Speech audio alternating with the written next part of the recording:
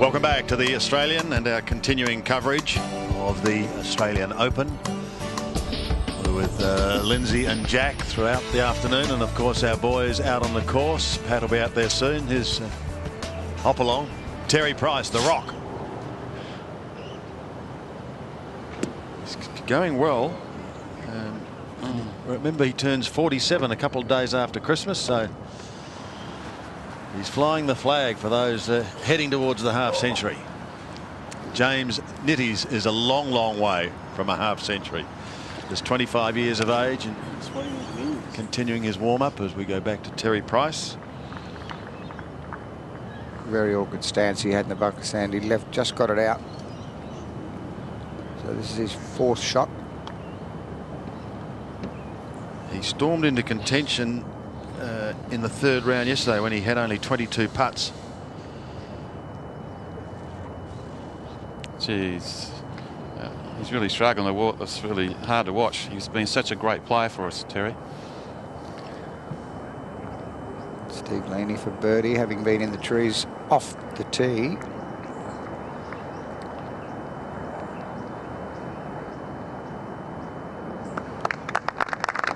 Well, it's a par 5, but I think he knows that he's got to take a chance. Take your chances when you get it here at the Australian, and certainly the first birdie's on. Let's go down to Paddy, who has James Nitties lurking, ready to go at 10 under in the final round. Pat? Just about at the end of your practice routine. You've been out here for a while. You're starting to feel it. It's quite muggy, isn't it? Yeah, it's not cool out here. But I thought it was a good decision to wear black this morning. So might make it a lot more cooler than it could be. Reading overnight, you're looking forward to today. A few years ago, you might have been a little tense, but you believe you deserve to be in this position, and you're going to go out and set the pace today. Yeah, of course. I mean, I obviously deserve to be here. I played good golf over the last 3 days, but I'm a much more mature golfer than I was a couple of years back when I played in the PGA, and tussles that I've had with Allenby and stuff have been great, and I've learned a lot from him. And obviously, it's a cliche, but just go out there and play as good as I can and see what happens. Well, it's obviously been pretty good the first 3 days. Yeah, it hasn't been your average Saturday comp play, so it's been fun, and I've holed a couple putts, and I've been playing good for the last couple of months, so it was bound to happen. There's a certain guy in the commentary box that's really looking forward to a great round from you this afternoon. Best of luck. Thanks very much. Thanks. Yes, we'll wish him well as he attempts to win his first national crown. Cameron Percy playing his second shot to the first. 33-year-old from Dingley in Melbourne.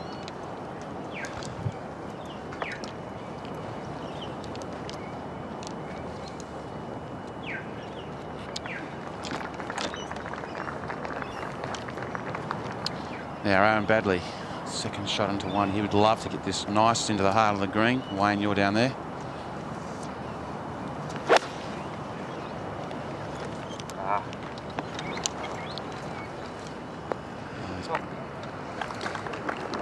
Just hung it to the right, but it's safely on the dance floor. Look at the putt he's got.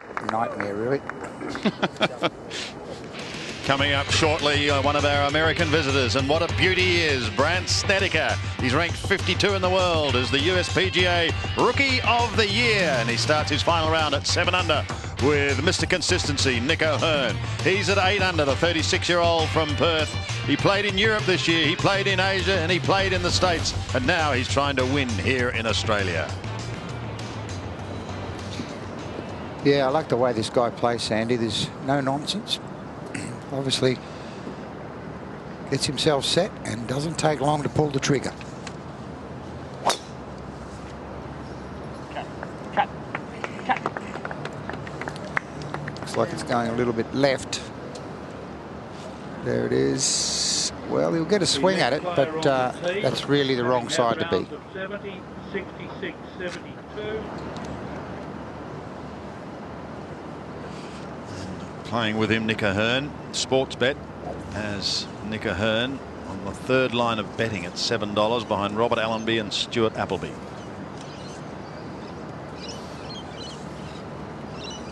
Black must be the thing today. James Nitties in black. Nick O'Hearn in black. I think he'd be a bit more comfortable just nestled in there behind the leaders, Steve. Don't count him out. But he has had problems finding the line, hasn't he? Yep. Great place getter, there's no question of that. Yeah, you back him all day, every day for an each way chance, but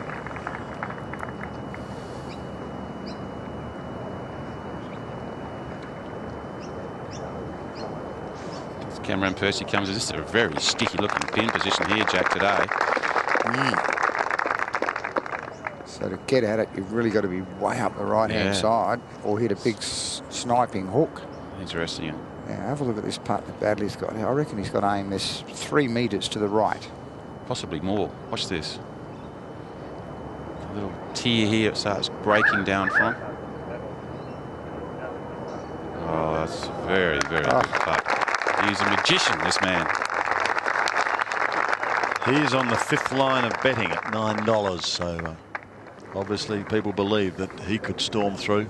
Gavin Coles at 5. Well, the early big mover, Sandy, is Paul Sheehan. He started birdie, par, birdie, birdie. Pretty tasty. Yeah, that's great for Paul. Now Cameron Percy for birdie on the first. Nice to start here with a birdie. Just pulled it left.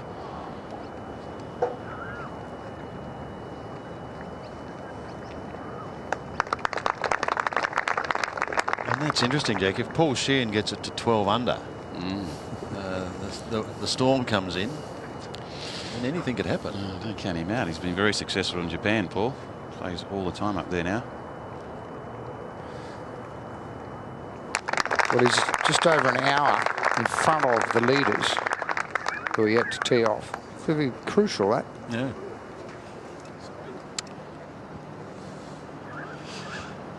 Brandt Snedeker is away shortly, but short time ago, Pat Welsh caught up with him. Different routines. Your playing partner, Nick, has been out here for quite some time. You've left yours a little later. Yeah, you know, it's nice and warm out here. I don't need a whole lot of time to warm up. You know, I really don't really care how I'm hitting it out here. I'm just trying to get loose. So just get loose and go out there and see what we got today. You've been playing quite well, yet you've been under the radar a little bit. You're only 3 off the pace. It doesn't have to be all out attack, does it? No, it doesn't. You know, hopefully I saved my one good low round for today. You know, I feel like I played pretty well every day, but hadn't really had everything go right and around. So I'm hoping that that happened to save up for today and keep doing what I've been doing, stay patient, and we'll see what happens. We've seen a deal of breeze and wind, you know, over the first 3 days, but it's fairly still at the moment. Yeah. Exposes the par 5s just a little? A little bit, yeah. I think it makes the fairways play a little bit wider than they have been, so I think that should make the course play a little bit easier. But that being said, I'm sure the greens are going to be firmer today and a little faster, so everything should probably even itself out. I'm sure as the day goes on, the wind typically will blow a little bit more, and it'll be playing tough. So it's a great back nine, a great tough finish. So you have to go out there and really play good those last 4 or 5 holes if you want to win this thing. And you've had a pretty good week so far after being named Rookie of the Year. It's a nice way to celebrate, isn't it? That great title. It's a fantastic accolade. Yeah, it's been great. You know, that was something I was certainly looking forward to when they announced it. It's kind of a huge weight, relief. But it's been a great week of golf so far. So hopefully I can keep it going today and make sure that the good momentum keeps going through this afternoon. Right, enjoy it today. Thank you. Thank you very much for having me. Appreciate it. Thank you. Great year for the rookie indeed. He's a breath of fresh air, and no wonder he's happy. He's won $2.8 million in his rookie season, 6 top 10s, and Jack, a very likeable young man. Yeah, there's a lot to like about him, isn't there, Sandy? He speaks well. Seems like he enjoys the game, and he's enjoyed being in Australia. That's the important issue. Second shot. Yeah, the rain's just starting to fall here. All he can do is move it up towards the fairway. Had a good lie. Unfortunately, hit it too far. He really caught hold of that. Got a lot of club on it, and I think it's gone further than he anticipated. And found the bunker, and now he's got a difficult shot. Gavin Coles, 4th shot to the par 5 5th. Go.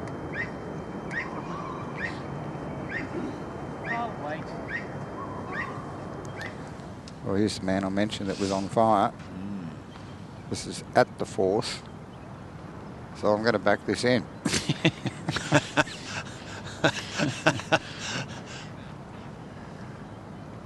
Birdie, par, birdie. This for another birdie at 4. And you know he's got it.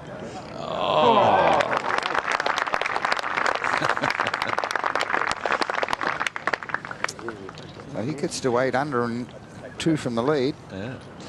As we go to Nick Ahern. Second shot to the first. Wonderful fairwood player. Yeah, from 196, perfect shape to it.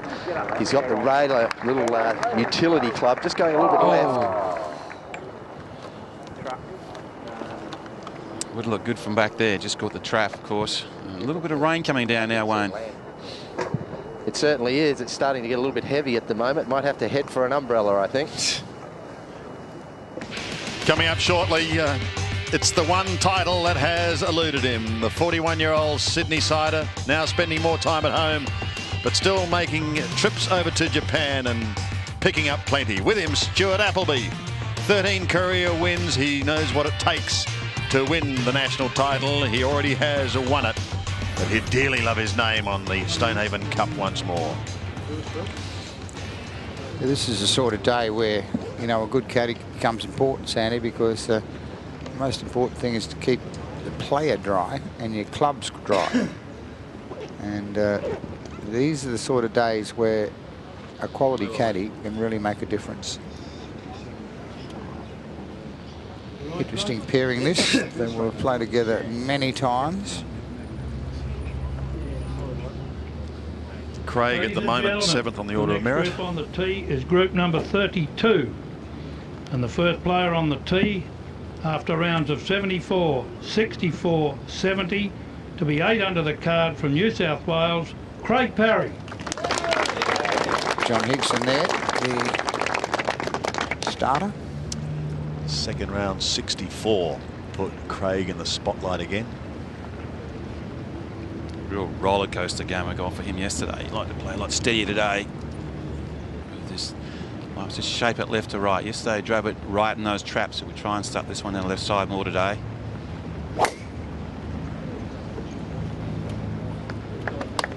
Crowd like it.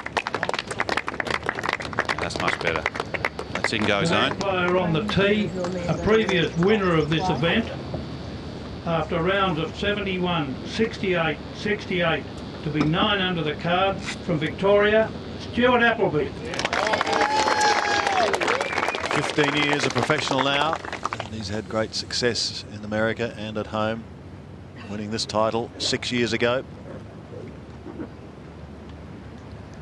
I think he'd like to take that Mercedes championship with him wherever he goes, wouldn't he, Sandy? My word, 3 consecutive times. He won't be in it then early next year. It's usually played early in the year. And so we were talking about the other night, someone else will have a chance.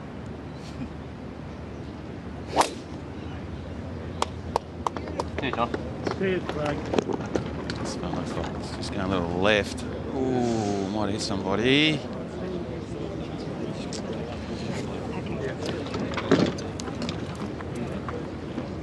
Yes, he did go back to the Mercedes at the start of this year to defend and hopefully win a 4th straight one, but finished in a tie for 13th. So, but it has been a very, very kind tournament to him.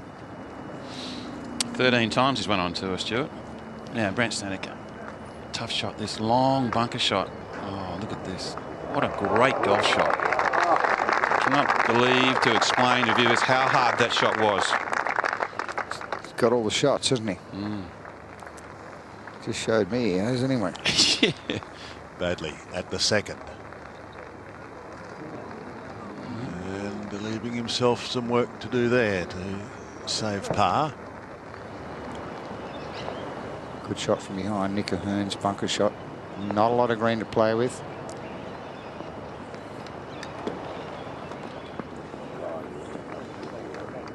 Just skidded on him a bit like we saw. This is a tough. Oh, it's going to come back. Trying to come back. Come on. Keep talking to it. Yeah, it's a tough little putt he's going to have here now. Actually, with the rain not on it, probably would have got down there further. Just slowing things down a little bit, a few drops of rain. And the other thing that will do usually means with rain on the greens, the ball won't take as much borrow. Kevin Stadler had a good round today, a 67, finished 5 under and 4 under for the week. Andrew Tampion going well. He's currently 4 under for the day and the championship. So there is some good scoring out there, as Jack's mentioned. Paul Morant's leading the way. 7 under today, a great round of 65. With 2 bogeys in that, Sandy. Yeah, that's right. 8 and 15. So that's even more creditable. 32 home. Gee, you feel these leaders are like that. How good is he? Nice to be able to go out there and know you're going to putt like that every day, wouldn't it? Well, the thing about it is, because he's such a good putter, he can afford to roll the ball positively past the hole all the time. Yesterday, they seem to be just putting at the hole, a lot of players. This is quick. Oh, that is a great fall. I think he knows it too. If you take 5, you think you've dropped a shot in the field, and get 4 the way he did, he thinks he's picked up a shot on the field. Now, Paul Sheehan is on fire early here today. He's got himself a shot here. 2nd to 5, so he's laid himself perfectly for a lovely pitch into the hole for another opportunity for birdie.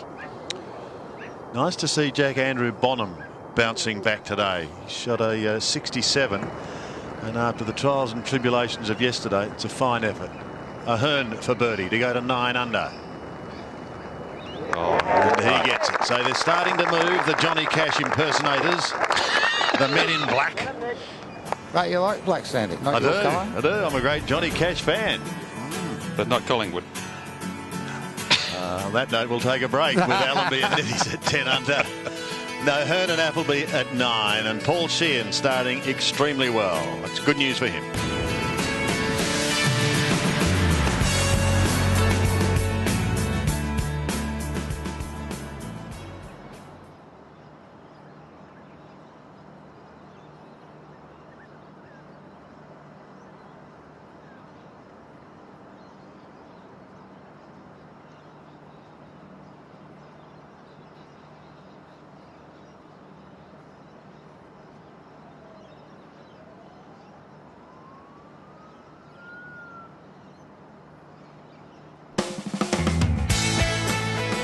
Welcome back. Great excitement here today, and there was plenty of excitement at Concord last night when Mr. Jack Peter from the United States presented the great Kel Nagle with his World of Golf Hall of Fame award. A magnificent honour and richly deserved by the man in your screen now, and a truly great feeling for the entire Nagle family. Kel Nagle represents the best of what golf is, and the game is better off because of Kel Nagle. And we are proud to honor him tonight and put him alongside the other 119 members of the World Golf Hall of Fame. Ladies and gentlemen, it's my distinct honor and privilege to introduce the Pinball Crusher, Mr. Kel Nagle. Pinball Crusher. You were there, Jack. Obviously quite an emotional night for Kel. It was, yeah. Look, he's not a man that enjoys all the acclaim, but in all sincerity, Sandy, in all the years I've played golf, you never hear anyone say a word about Kel Nagle. Bad word. He is one of the finest gentlemen I've ever met, and a wonderful player to boot. Don't worry about that. He'd beat you to death with his putter, I'll guarantee you. It's been a great ambassador. Well done, Kel. There are the ball positions of Messrs. Appleby and Parry, both electing the left side as they head down their opening hole. And Wayne, no doubt, has found himself an umbrella and is quite comfortable to carry on out there for a while. Well, the rain has stopped, thankfully, so I'm quite happy. Stewart's ball bounced off a spectator to here. Ugly lie, but he's punched it up the fairway. Looks like it's going to be in perfect position for his third shot.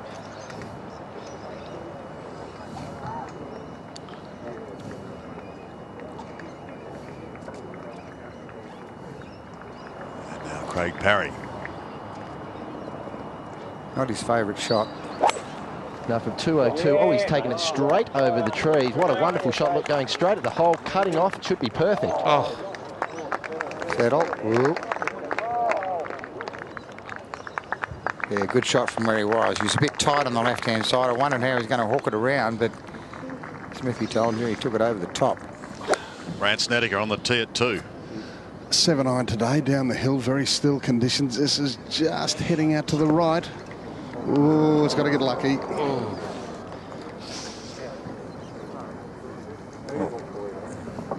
That was one of those 50-50 calls there. It could have kicked a little bit to the left, and he has about a 4-metre putt for a birdie. Went the other way in the trap. Coming up, a big moment for the 25-year-old James Nitties.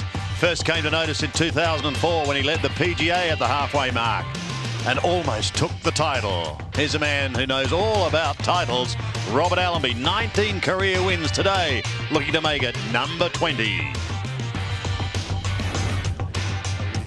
Ladies and gentlemen, the next group on the tee is group number 33.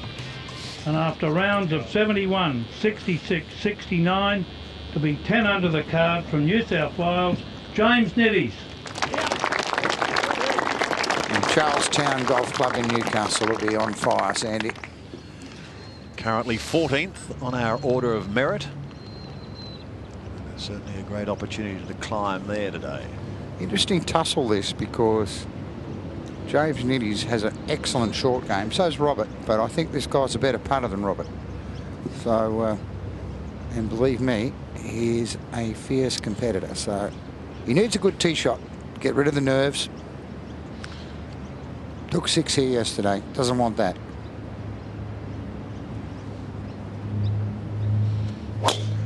Just a very light breeze off the right-hand side. Looking to take it down the right-hand side. He hasn't, though. He's pulled it left. Right into the pine trees. Yeah, you would have been conscious of yesterday, Jack, when he did leak it a long way right. The next player on the tee in this group, having won this championship on 2 occasions, with opening rounds of 67, 70, 69, to be 10 under par also, from Victoria, Robert Allenby. Well, he returned to Australia saying he was the fittest he's been in 20 years, having worked with triathlete Greg Welch. And he's had his mind worked on too by some mind guru by the name of Peter Crone. I don't know what he did, but he's happy with it. They try and cover all the bases, these guys, and they go all through that, and get into that sort of mindset that's going to make them perform better. As we said earlier, very important to try and get away with a good tee shot down here on 1. Where the breeze is today, Robert can take it over the first of those traps on the right, but he started it a little bit right of that, and it's struggling to come back. Oh, yeah. Put it on Tiger line and got it there. Took on those traps. Big tee shot from Allenby, and in absolutely perfect position to get at the flag. Ahead to Stuart Appleby. And his approach to the first. Yeah, 89 metres, perfect looking wedge shot. He hit a great one here yesterday. This looks the same. Spin.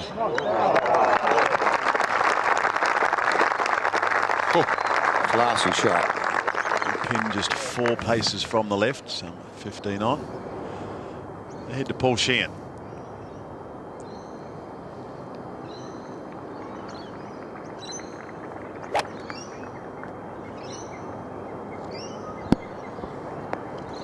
Good looking shot. Oh, look at this. Great Now, stuff. Let's remember at the moment he is 8 under. He's 3 under after 4. And he's got that one. To just close in one more shot on the leaders, Robert Allenby and James Nitties. Can they get away to a good start and pick up a shot at the first? We'll find out when we return.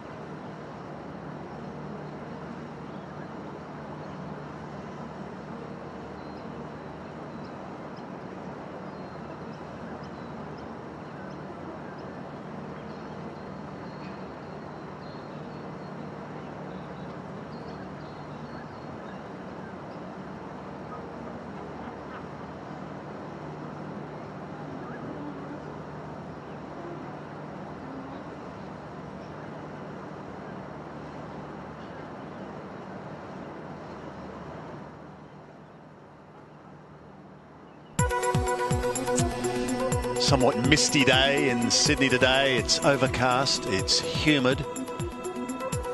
But at the moment, very little breeze, and that means good scoring here at the Australian. So let's have a look at the forecast and see what we can expect this afternoon. A westerly wind this afternoon. Cloudy with rainy periods and possible thunderstorms. Let's hope that they don't make it here until we have a result later in the afternoon. Currently 22, a sticky 22. And expecting a top of 24 as we go down to Craig Parry. Now this is the sort of length that he likes. This is an eagle putt at the opening hole. Oh, Sandy, this would be big. This has got to just watch this break now. Tough putt.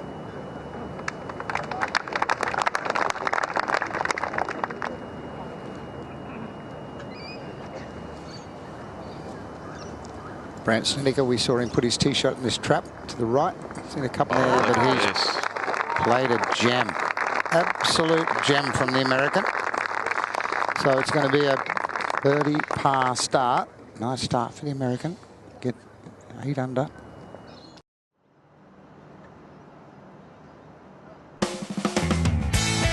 It's shaping up as a wonderful final day of this, the MFS Australian Open. A wide open event. Probably 7 or 8 players in contention at least. One of them is a 2-time winner, Robert Allenby, who's playing his 3rd shot to the 3rd. Okay, it's yeah, my place is 71. He will tap in and yeah, not really a putt he could have a crack at.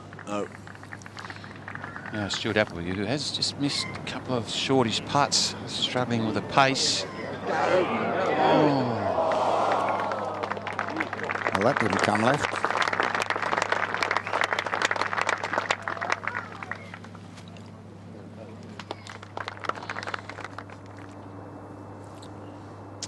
Aaron Badley playing his 3rd to the 6th.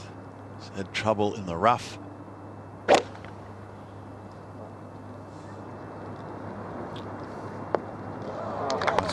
Great recovery. Jeff Ogilvy's picked up a couple of shots in the last couple of holes. Birdies on 12 and 13, and that's got him to 6 under. Now, Craig Parry, this is for par on 4 after a wonderful pitch shot. How's that for a 3? Thank you. Sometimes those little things can lift you more than making a birdie, Jack, out here today. Yeah, well, he would have thought, well, that's in the water off the tee. Yeah. The 3rd shot for Nick Ahern, and Pat Welsh is with the group.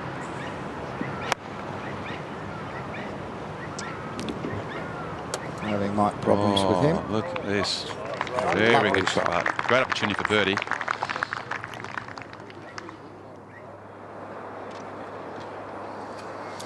Now, can James Nitties get this in the hole? Good chance at the 2nd for birdie. Missed it. Oh, Gets yes. it. All right. Excellent putt. Happy days, Jack. Go the Newcastle boy. Sounds like he's got a local Newcastle crowd following him too, Jack. One day we'll have an event with no one from Newcastle playing, and Jack's going to go through withdrawal for 4 days. It won't happen. No, it probably won't. You're right. Well, I got a fellow West Australian here. I fancy will be right there at the end of the tournament. Oh, just misread that again. Oh, it's the pressure of the final day of an Australian Open. And it's such a close event here. Anyone can win this. There's 10 players in this tournament still.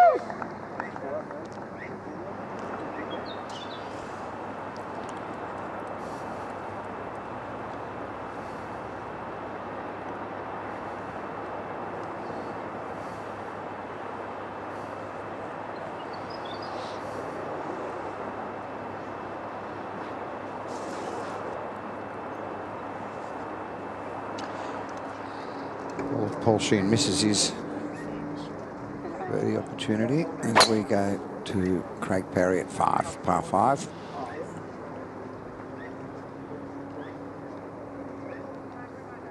Oh, that's perfect. Let's get it out there too, Paz. Getting sneaking along with the driver.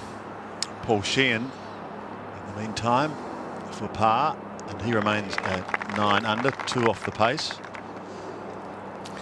Applies his trade very successfully in Japan, Paul Sheehan.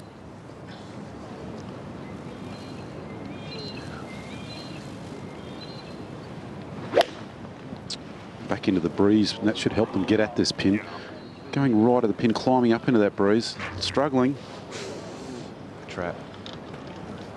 Here's Jennifer Hawkins. Ahead on 5, Stuart Appleby.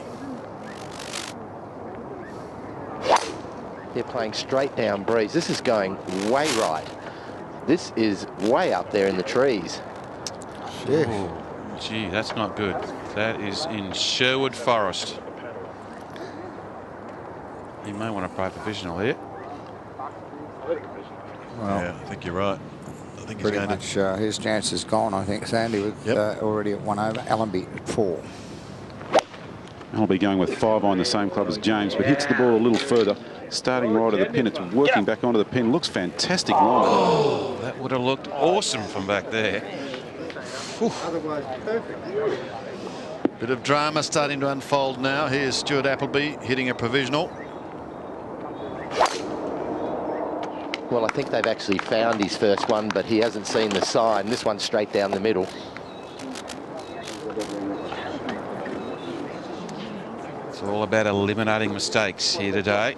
Well, Wayne, you can keep us up to date with that. We'll come back to you shortly. In the meantime, Badley for par. Big putt for him here. So that takes him back to 7 under, and all of a sudden down by 4, and he knows that's just putting a bit of extra pressure on himself. Well, he's missed 2 very makeable putts already for this one. Allenby and Nitties at 11, as they were at the start of the day, locked together as we take a break.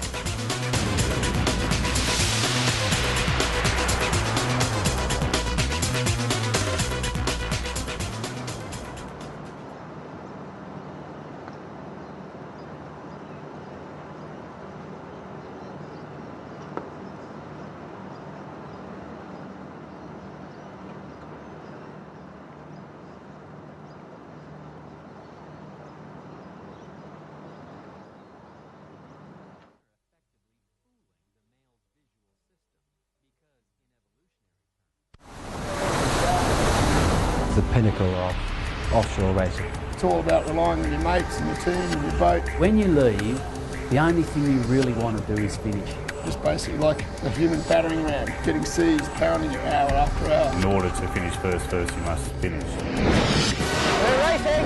Wide up. Up you come, keep coming around. Bow down, build speed, build speed. It's going to get bumpy here in a second. Stand by, stand by.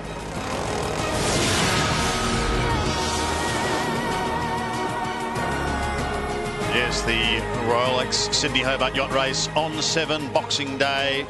Just check your local guides for times, but 12:30 Australian Eastern Time as we join Stuart Appleby. Well, this is his first ball. Wayne, you down there? Yeah, he's contemplated different shots with his caddy Chopper, and they've decided he's actually got a lofted club. He's going to try and hit it over the trees in front of him, which to me is very risky.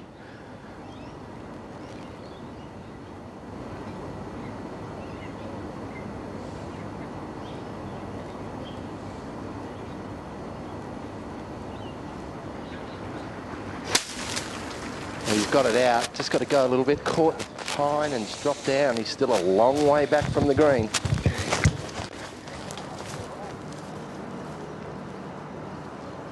Well done, Wayne. Your audio was a little bit caught up in the trees there, but at least we got the gist of it. Thank you. And we'll move to James Nitties playing his second shot to this par 3-4.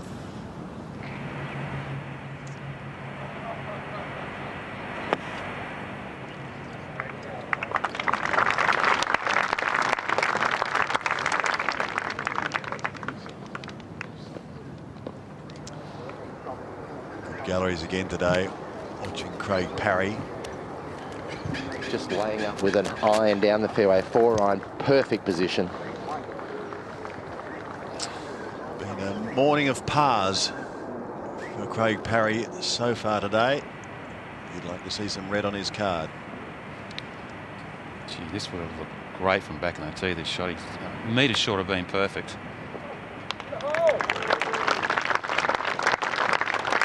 It wasn't an easy shot he had there either.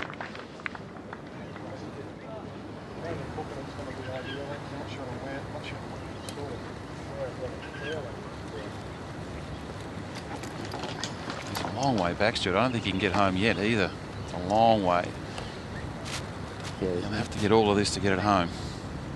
No, there's no chance he can get home. Yeah. He's just got an iron, just going to place it down the fairway. Yeah. Take his medicine and hope for pitch it close for recovery. Not a great lie, but he's hit a wonderful shot. That'll leave him a reasonable pitch at the green and a chance to make par. Yeah.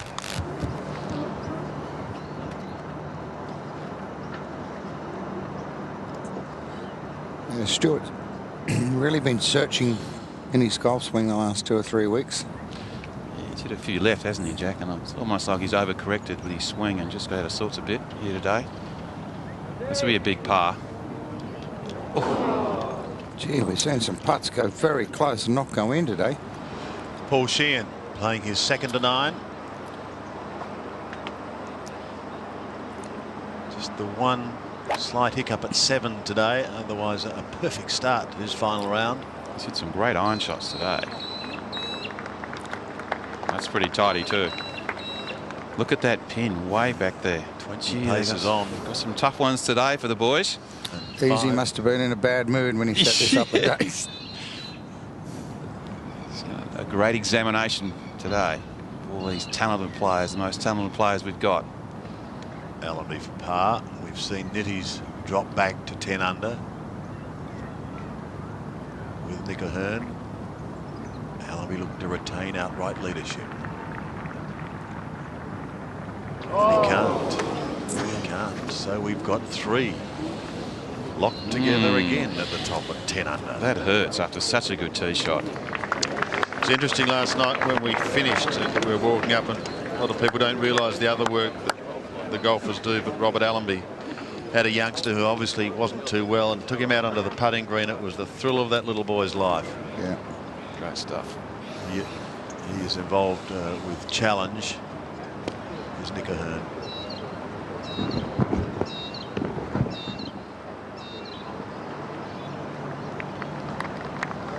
Good safe play. A little tear running down through the green here, though. That's what's carrying the ball further to the right.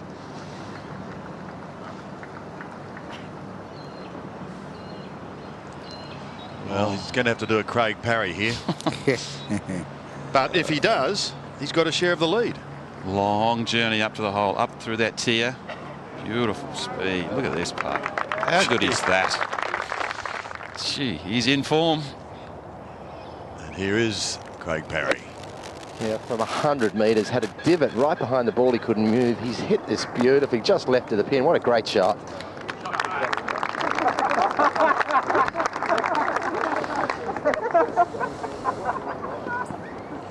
A bit of levity out there with Paz. Spending more time at home now as we return to Nick O'Hearn. Up this tier. Just took the pace off it.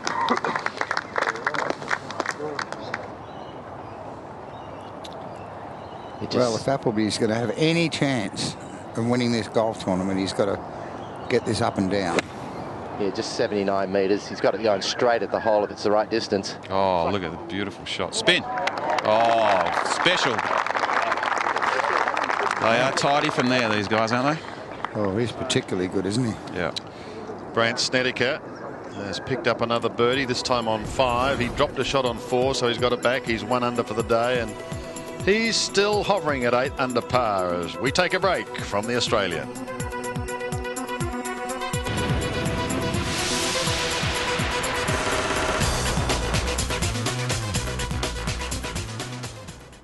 Jackie's got it up on this top tier, so it's not going to do a lot. A little bit of left to right, I'd suggest. And I'd like to see him have a good positive positive run at it here. Because if he can post a score, oof.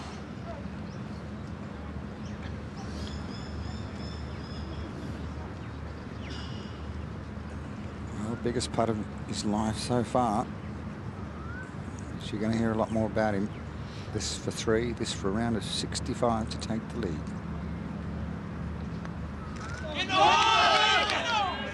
Oh, gee.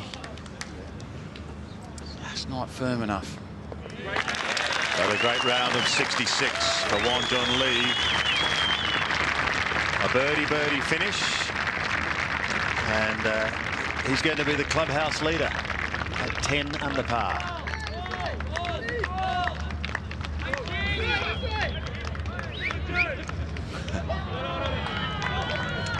Yeah, great round and certainly fantastic for his confidence. It's a future, great future ahead of him, Jack. Yeah, I think he's got the game to the world's his oyster. Yeah.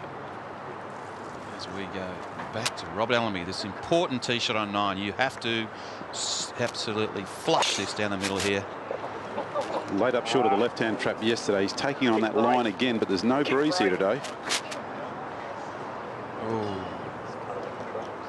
that is not good. Well, from one young golfer, Won Joon Lee. This is Ewan Porter for a birdie at 14 to get him to 8 under. 3 under for the round. So a couple of these young blokes are putting their hand up and saying, making a statement. I love that. Chap actually, Jack, at the airport pulled me up and he said, now look, my son went to school with Ewan Porter. Can you see if you can get him over the line at the Australian Open? I said, I can't do a lot, but I hope he goes well. Second shot for Craig Parry at the par 4 10th. Should suit him with his left to right shape. Oh, he's played a beauty.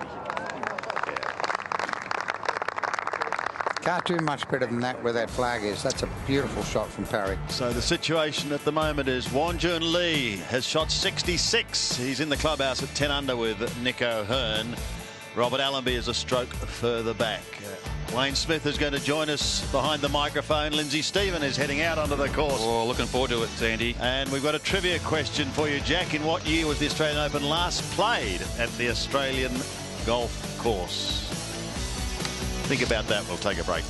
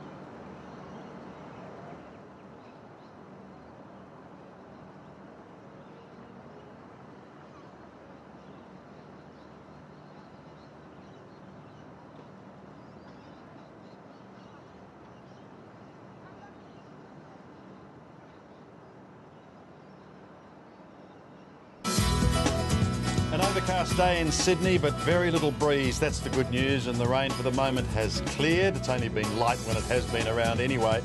And for trivia buffs, the question was, in what year was the Australian Open last played at the Australian Golf Course? Any thoughts, Jack? I'm guessing I'm going to say 2004. 2004. Ready reveal. He's on fire today. Absolute fire. And Wayne Smith has been on fire too. He's been out on the course. I mentioned very little breeze at the moment. So, Wayne, you've been with Stuart Appleby and Craig Parry. Conditions perfect? Absolutely perfect playing conditions. I'm a little surprised the scorings are not a lot better, but you can see by a couple of the groups that have gone out early, they've taken advantage of it and posted some really good scores. Tell us about Stuart Appleby and Craig's Parry rounds so far. Well, Stuart's struggled with the driver. He's hit 3 or 4 drives right and got into all sorts of trouble out there. He's survived by his short game, and he's still in the tournament going to the back 9, and that's a credit to his short game.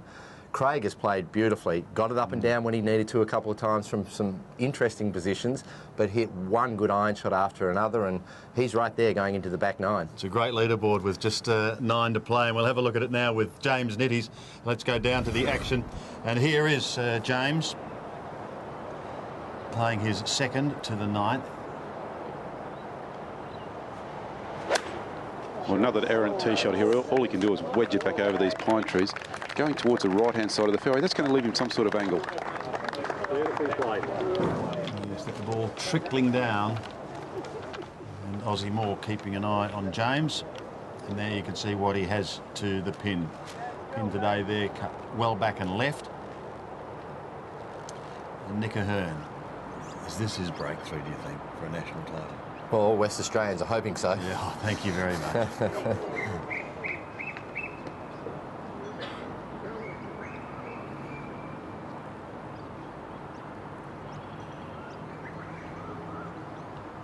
No problems for him to tap in and remain at 10 under.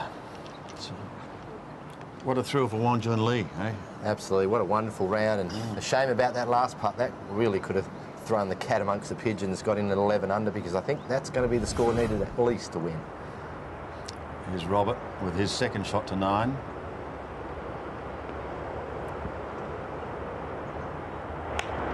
To get it to the green, he must sling it off that right-hand bunker.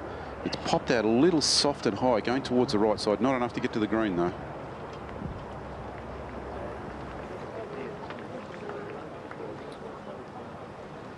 We'll go to the 11th now. The pub hole, the third of the par 3s. Stadium hole, as it can be called, and Craig Parry back down on the tee.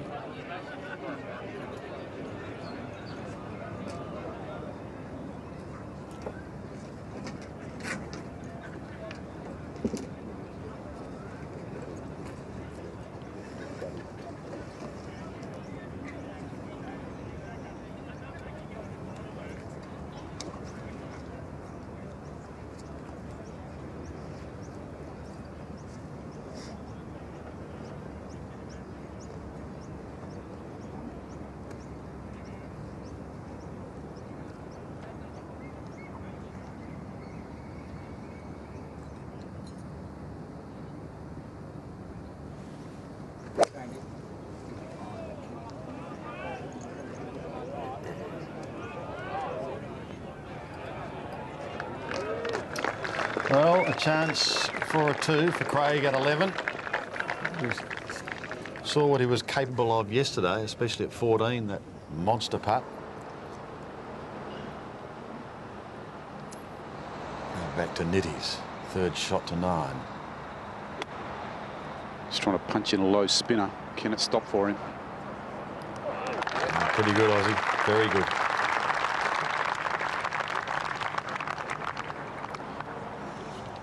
Rod Pampling's got a pretty good round going today.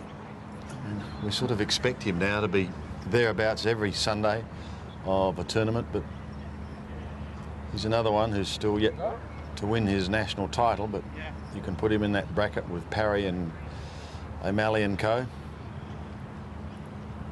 Certainly got the game to win one, that's for sure. You know, he shows that every year in the US, and had another great year this year, and he's come home, and he would have, I'm sure, loved to have been threatening to win this.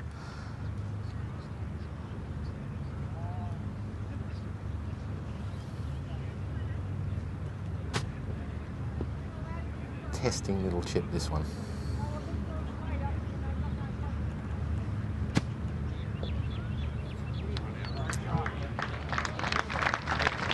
Made it look simple. Couldn't have played any better, could he? Robert Allenby playing his third to ninth, hoping to get up and down from here.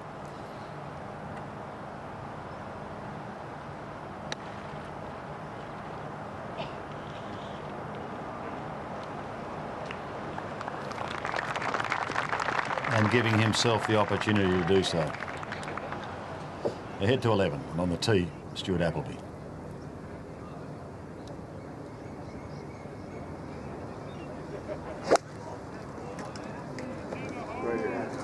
Stay there.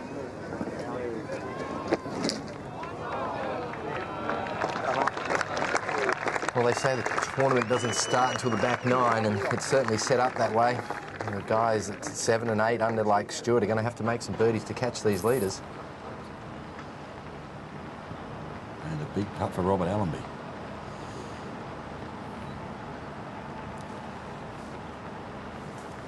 Yes, this is for par. So another one slips by.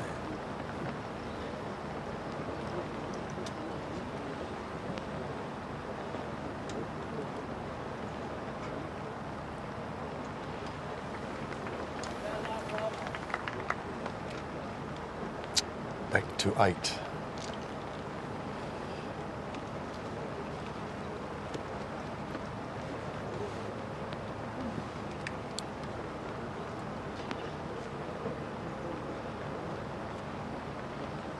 Couldn't Juan John Lee auction off his score at the moment? Oh, I tell you, 10 under is looking like a great score now as these guys are struggling through this really difficult 8, 9, 10 section of the golf course. And there are a couple of par fives on the back nine. They can make some shots up, but he's in the clubhouse at 10 with a big smile on his face. My word. And it could all come down to 18. The par 5 there, that it could produce a shootout. Nitties for par. Great effort. What a great up and down after a wayward tee shot. A good par on the tough 9th hole. He heads to the back nine, still in touch. And urging himself on. Come on, come on. We'll move ahead to 18 and have a look at Rod Pampling finishing off. This would get him to 8 under. Incredible week, but, you know, it's not what he came here to do. He came to win. Correct. It's not about the money. It's about winning golf tournaments. 68 for Rod. That, in fact, is his best round for the week. Leaves him at 8 under, but there is the story of the day at the very top. Won Joon Lee of New South Wales. He is 10 under after shooting a 66. Nick Ahern trying desperately to stay with him. Craig Parry still there as well. A couple faltering. Robert Allenby faltering, dropping back to 8 under. But we'll take a break and come back shortly and speak with the man who shot a 66 just moments ago.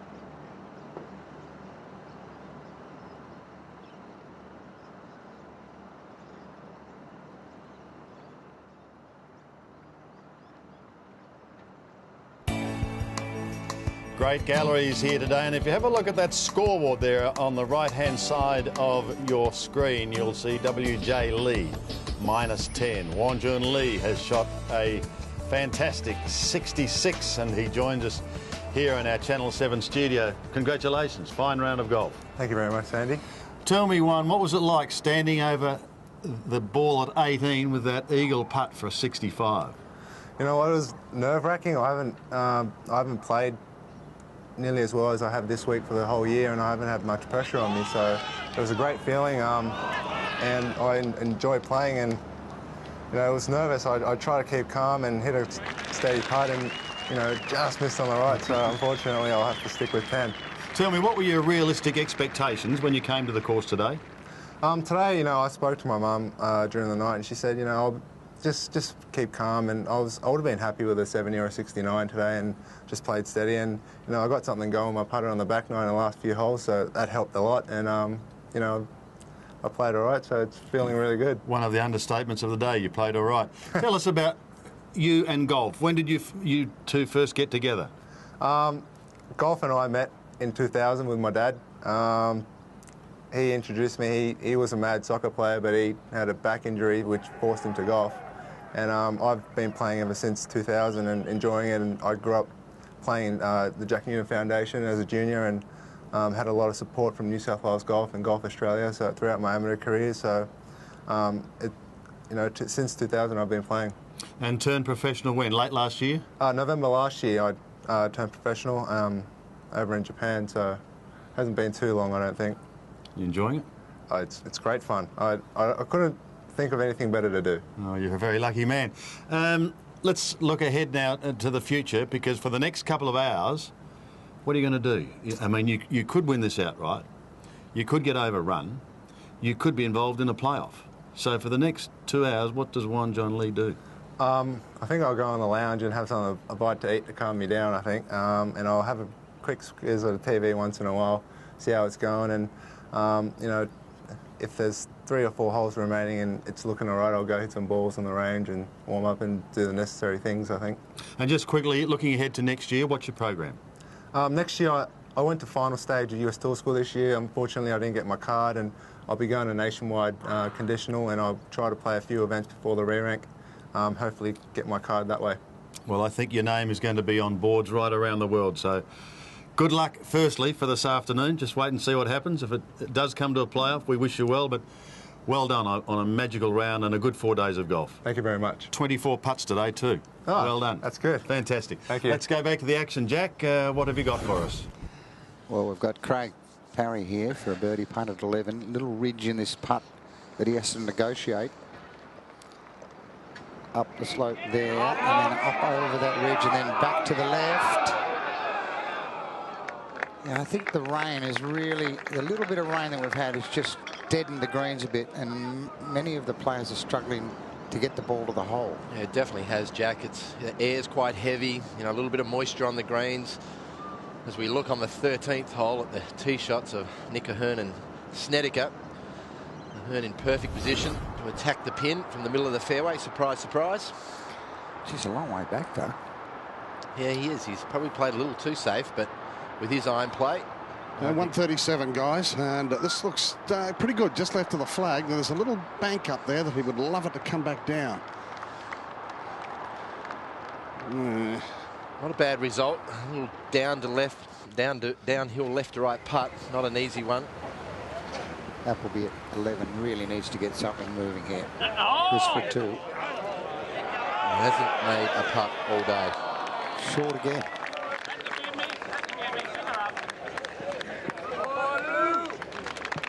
I think the start was instrumental. He missed a, you know, probably 1.5 metre putt for birdie on the first and hasn't made one since.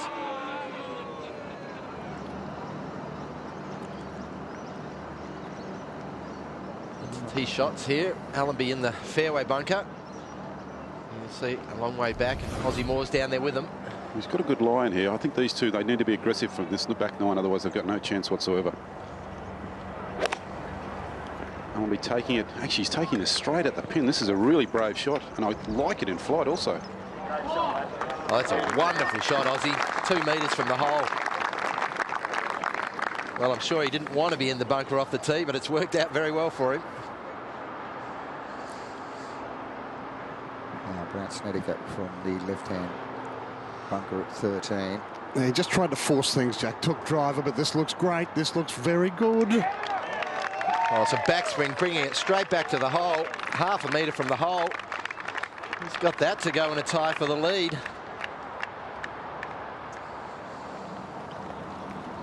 James Niddy's now wants to try and match Allenby's. Going with 9-iron. Oh, again, he's got over the top of this one with the shoulder, and it's going left. Yeah. Should pick up part of the green, but off target. Yeah, he's had a bad case of the lefts today, particularly with the driver. Just a little bit quick at his transition from backswing to downswing, I think. Yeah, very common under pressure, as we see Craig Parry's second shot on the 12th. He's come up with a real messy lie here.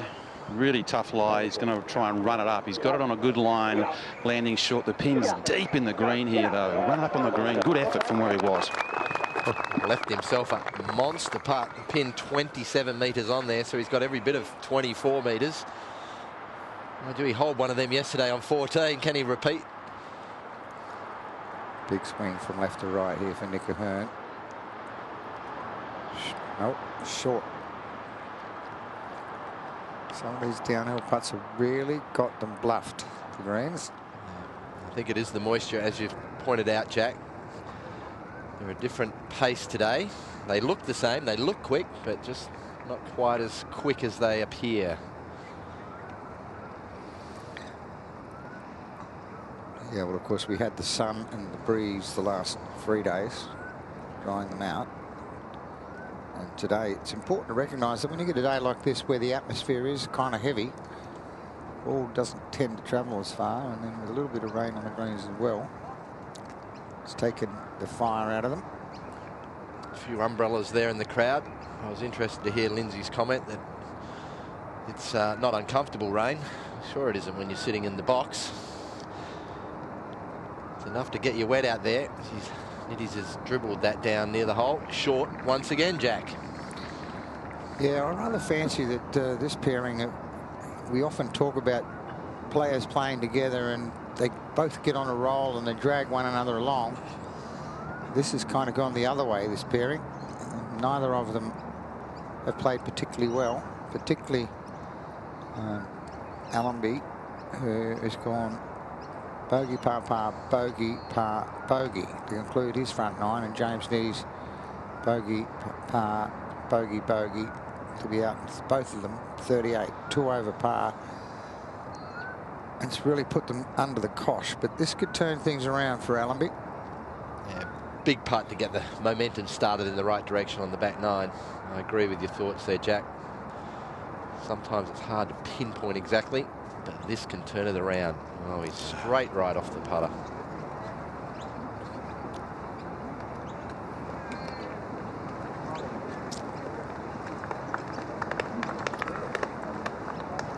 Frustration is building. He needs to control the emotions. Still 8 holes to go, a couple of par 5s.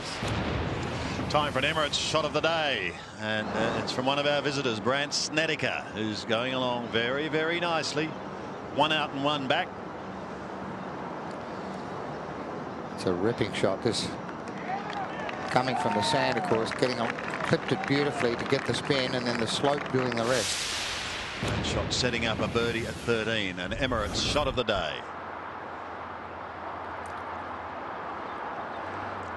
Here he is.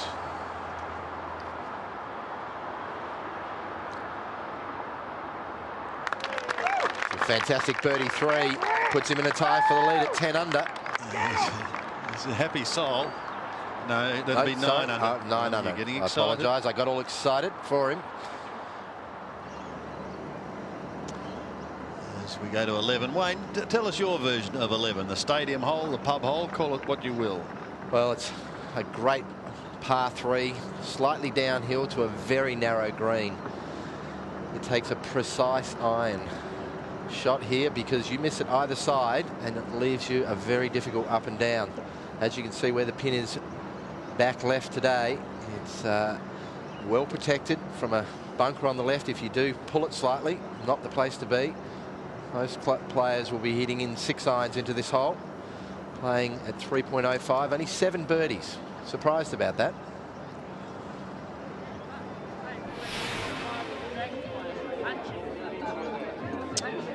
And wonderful galleries this week. In fact, today we've got a crowd of 11,221. So that gives us a 4-day total of in excess of 41,250, which is a record. So great to see the people of Sydney coming out and supporting the game.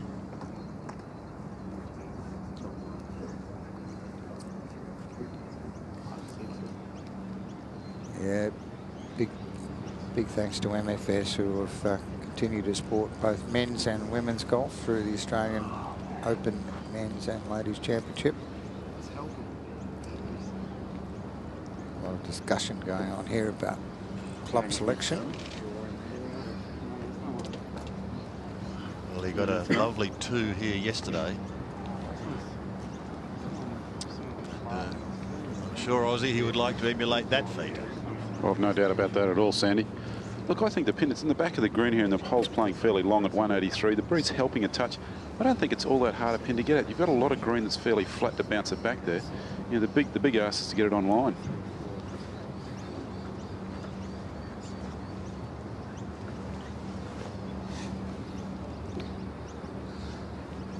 Let's see if he can get his rhythm right.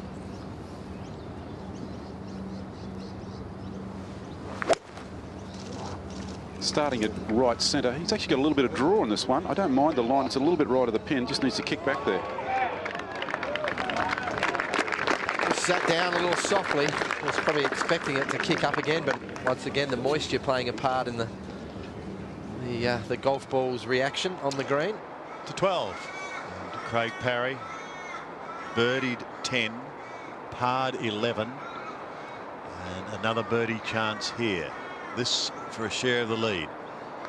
He liked this sort of distance yesterday. Up a big slope there, and that's a wonderful putt from 23 or 24 metres away.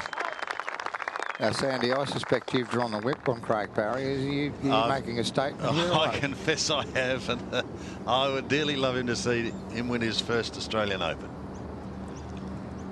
Allenby way over on the left side of the tee. Going with 6 iron, a lot lower ball flight, starting it right of the pin, working it back. Gee, I'll tell you what, this could be fantastic. And completely the opposite of Nitty's ball. He's hit hard and went straight past the pin.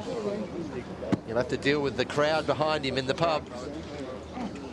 He's on good terms with them at the moment. That's all right. They're travelling nicely. Stuart Appleby, desperate for a birdie. And yes, he's still there. Don't discount apples. Unless, of course, you're involved in the supermarket trade. We'll take a break. More shortly from the Australian and the MFS Australian Open.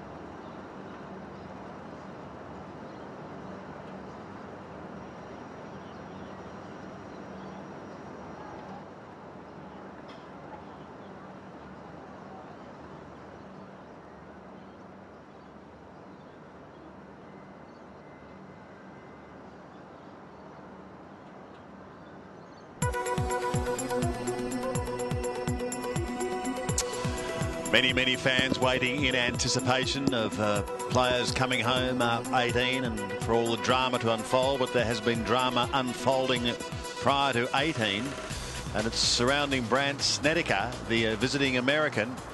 His ball was on a leaf, and he went to move the leaf, and he's moved the ball and incurred a one-shot penalty. That's right, and more importantly, he has to replace the ball where it was. I believe Pat's down there.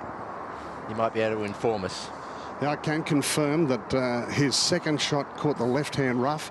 He went to move a leaf as he went up to the ball. The ball has moved.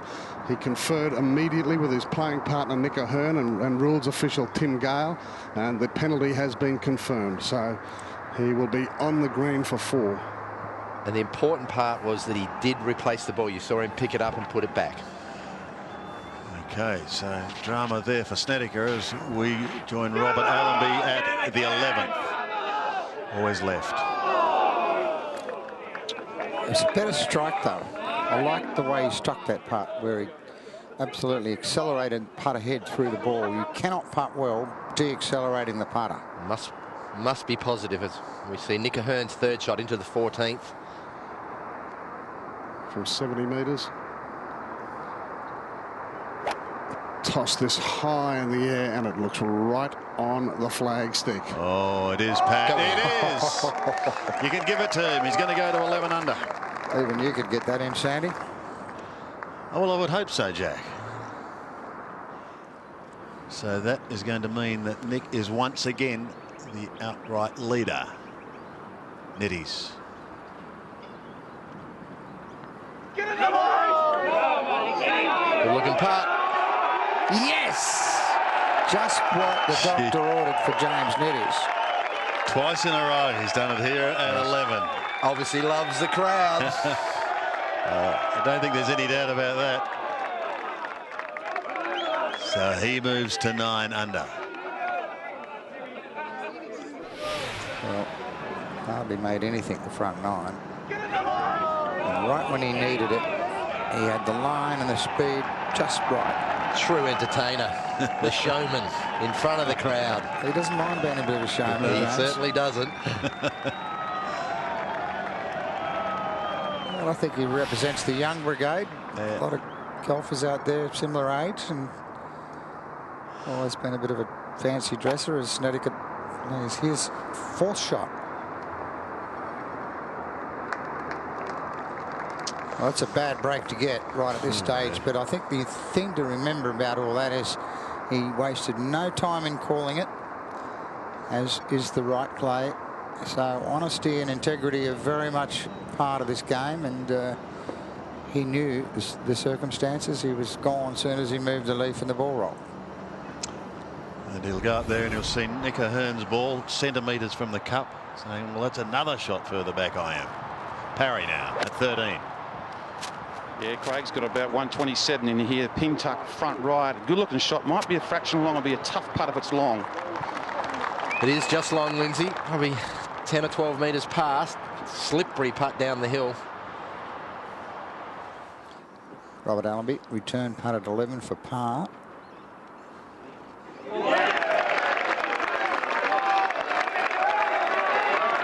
Just looks a bit shaky with that putter, doesn't he? He struggled all year in America with his putting. Had a go at putting cross-handed. Now, the trials and tribulations of Brandt Snedeker continue. It's his 5th shot. Bogey here, absolutely disastrous for the American. Well, I'm afraid that's what he's got. The hole that others are birdieing, he's lost one, and that may be the end of his charge. So there'll be a 2-shot swing between these two players, with a tap in for O'Hearn. That will be second to the 13th. Oh, he's hit this one a little bit right. Gee, this I don't like this. It has to hit the shoulder of the edge of the green and come back. Have a chance. Long way right here. Has to get lucky. It did get lucky. It caught the rough, spat it out on the fringe. He's actually got a very makeable little chip the way he chips. Time for another Emirates shot of the day, and it is the approach of Nick O'Hearn. Well, you could make a whole pile of highlights when he gets a wedge in his hand. But I think the thing to recognise, Wayne, is that of all the players, he's played the best golf. I mean, he could have been 3 or 4 better than he is without too much happening for him. I mean, hit a great shot into 10, took a bad bounce and went down in that swale and made. That's the only bogey he's made all day. The only bogey he's looked like making all day. So he has a 1-stroke lead over Juan John Lee.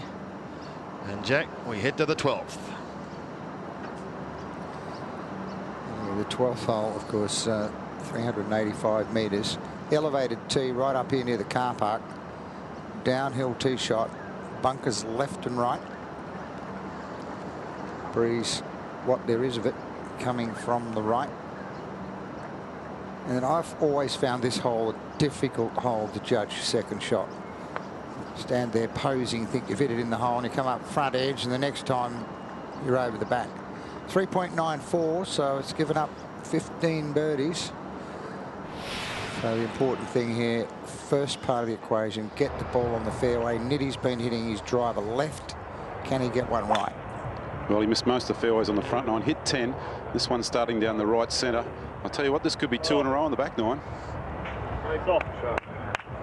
Well, yeah, the tee is very high up. It's a downhill tee shot, and I find it very difficult to work it into that fairway as we see Stuart Appleby with the putter on 13. This will be some 3.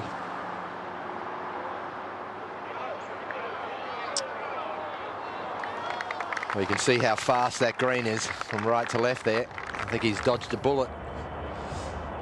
Back to 12. Robert Allenby. A little bit of breeze off the right in their face. Hard for Robert here. He's going to turn it over. Start it down the centre. It's working down the left edge. Those bunkers are close. Just avoiding them, Aussie. There's Craig Parry now. Let's assess his situation. He is currently at 9 under. Lee 10, O'Hearn 11. Starting this way left, he has this putt to move to within 1 shot of the leader.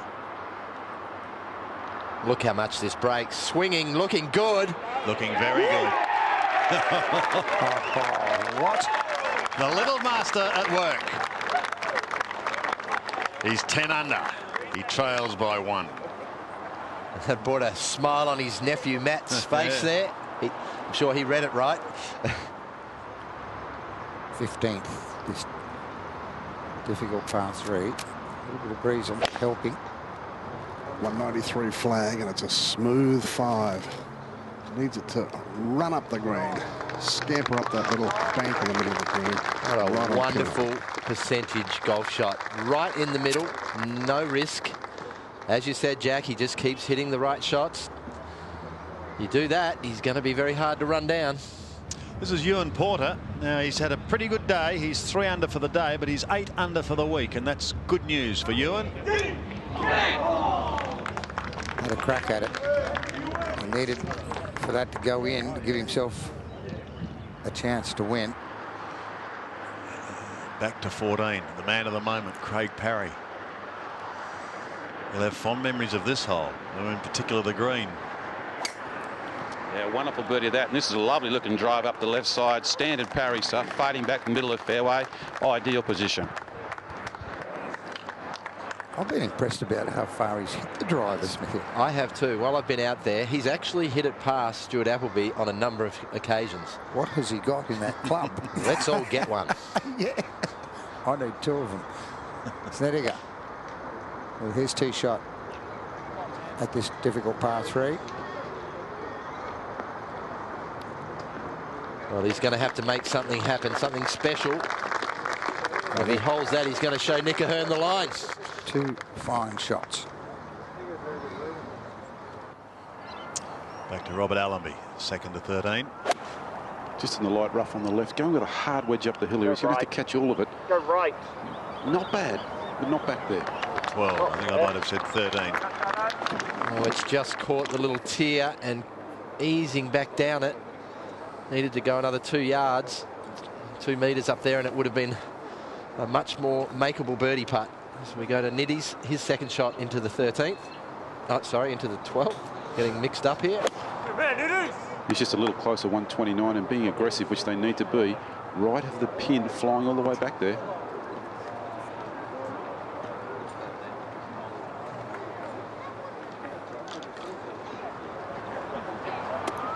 Just hasn't had control of his game so far today. I think Nick Ahern will be watching this pretty intently. Very intently, I'd imagine. Pretty straight putt. Kid moved right, though.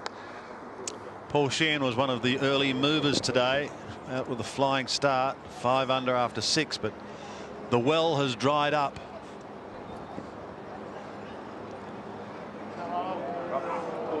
And he's going to finish at 7 under. Yeah, disappointing finish. 38 on the back 9 after going out in 4 under 32. Still a good week for him. Continuing his New Zealand form. Ahern for another one. Hey. Like you said, Jack, went a little right. I thought he'd made it, though. Yeah. Just ducked right at the hole. Big putt for Ewan Porter. This would be the biggest check of his life. Oh. No. That's very disappointing, but it's still a great tournament. This boy has got some serious talent, and I think we're going to see a lot more of him.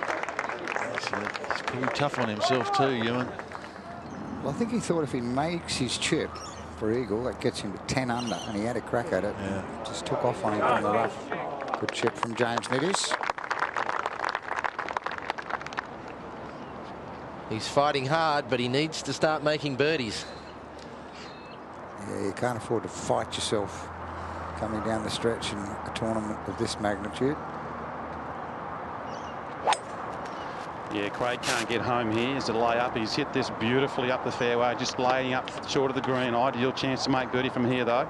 He's playing this hole at 4 under so far. It's been very good to him.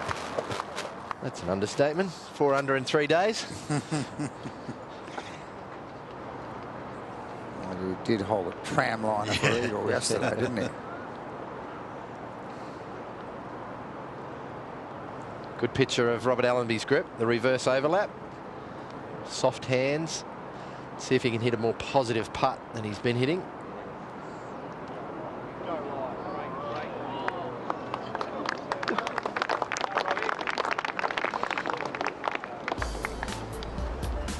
Well, the story of the day so far, Jack, has been Juan John Lee, and what an absolute thrill for the young man to be sitting back now after shooting a 66 and just waiting to see how it all unfolds. Yeah, great kid, a great young guy, and a great future in the game. No doubt about that. There you can see him, but it's not over yet by any means as we take a break.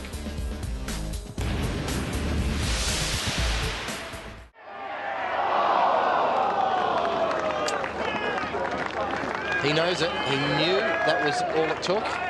He'll look at the leaderboard and he'll watch very closely to see how James Niddies plays the last hole. What an ovation. A round of 69 for Craig Parry. Won his first title in 1987.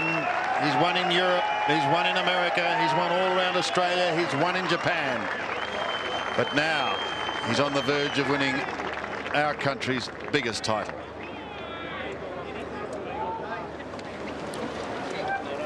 Well, I don't think we have a more popular golfer in Australia than Craig Parry. I agree with you. And there's his brother Glenn. And also just not only a great ambassador for the game, but he's someone who can relate to the galleries, who can relate to people of all ages. He's got 3 children himself, and I think the Australian terminology is a good bloke. I don't know what the stats are, Sandy, but he may well be the oldest player in modern era anyway that I can think of to win the Australian Open. 41 years of age, so it's now up to one man, James Nitties as we take a break.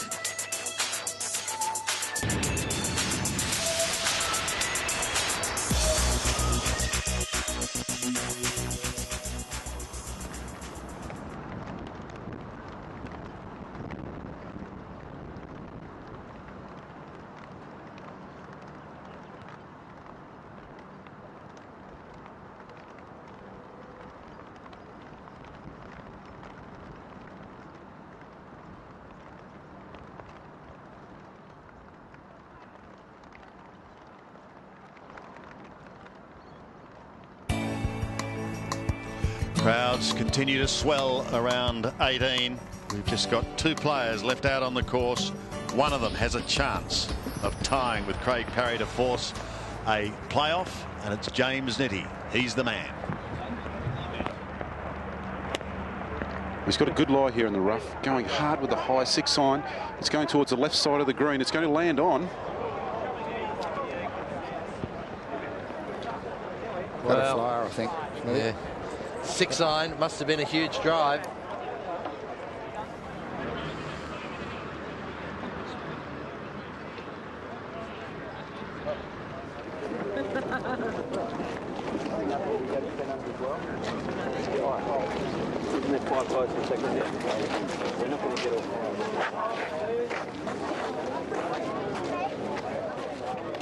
It's turned out, Aussie, to be in the end a disappointing day for Robert Allenby, hasn't it? Particularly on the, well, he birdied the first and the well has since dried up.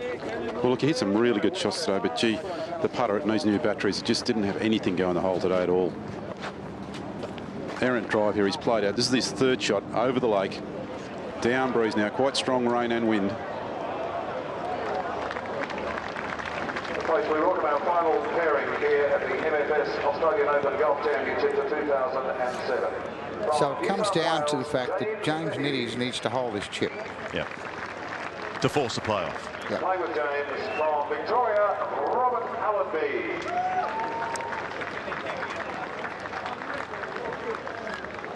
Well, it's been a wonderful week on a great golf course.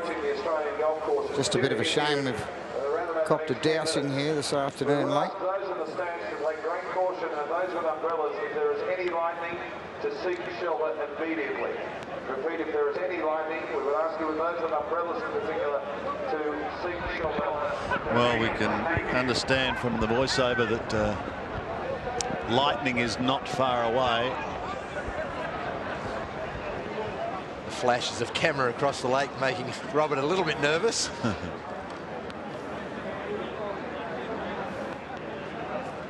The crowd's still waiting in anticipation. I think they sense there's still a chance for young James Nitties to pull something special, and if he doesn't, then they're going to happily crown a new Australian Open champion. And it would be deserving too, having equalled the course record with a 64 earlier in the week. Discussing his options here. He's going to mark and go to the nearest drop zone.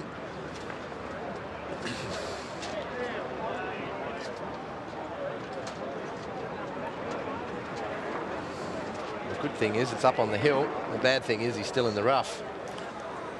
Yeah, at least you get a bit of elevation from up there, won't he? That's right. On this pitch. Pretty good drop. Get the glove. Try the grip. There's the shot he has from our high camera. Down the slope. Good short game usually. I would expect you'll give this a serious crack. But having to hold the chip to tie as we hear thunder outside the commentary box. There's Craig and Jenny. Get back to the golf. I want to see what happens. Yeah. Not surprised. We will, and we can tell you that thunder and lightning is not far away. Well, the idea with this shot is just to pitch it on the green. It shouldn't get much spin. He's coming out of the rough, downhill. So he needs this to force a playoff. He misses this. Craig Parry is the Australian Open champion, and he is, because sadly he has not been able to get out of the rough. That is the end of his challenge. So Craig, congratulations. You are the Australian Open champion. Outstanding.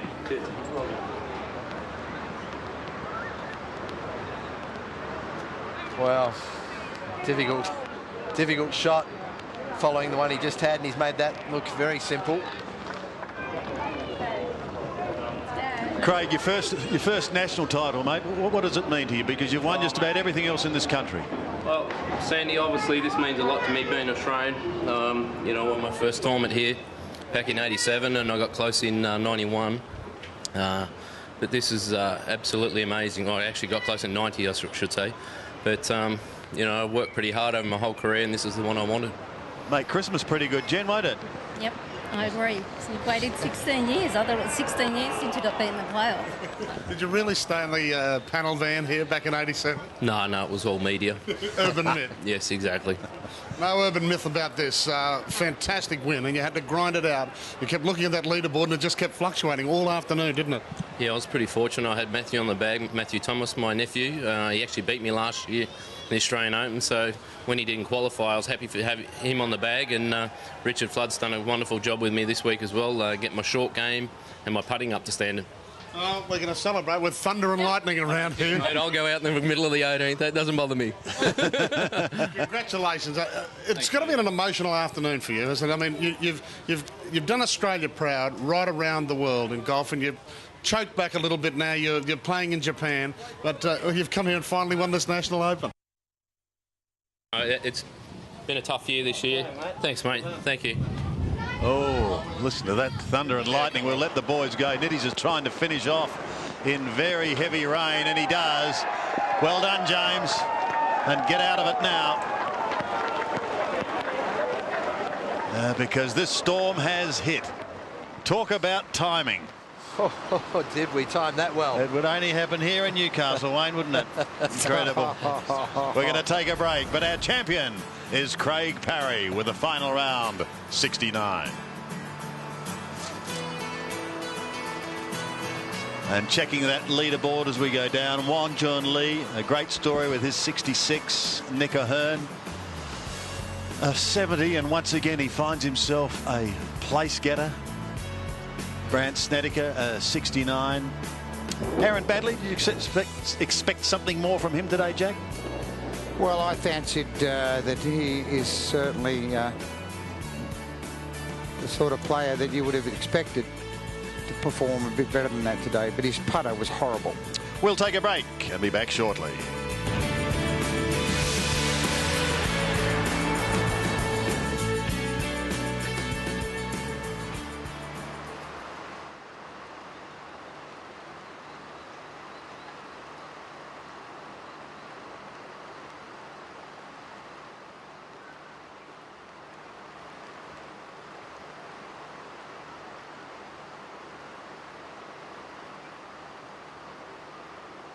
Wall, is that? Yeah. Hello, mate. It's a bit confusing, but we'll get.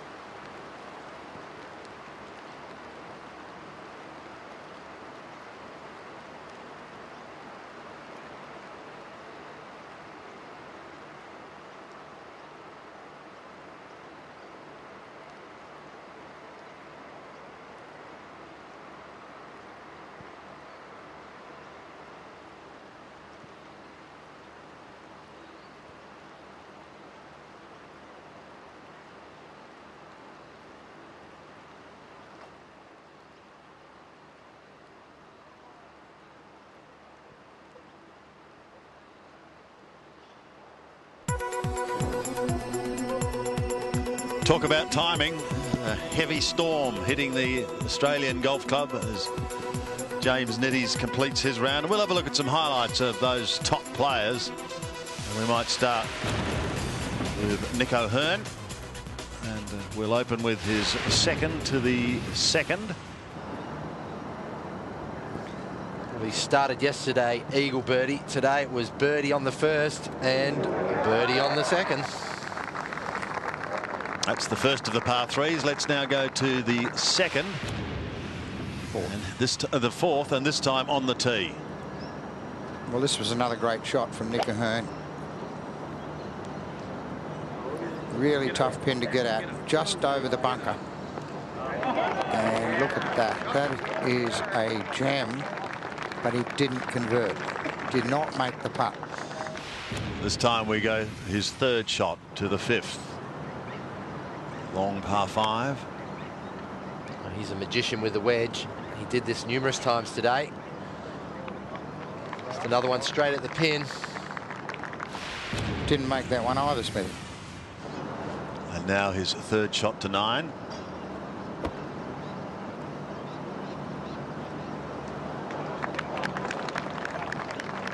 Brilliant touch. The third of the par threes, the stadium hole. It's been rocking and rolling all this week.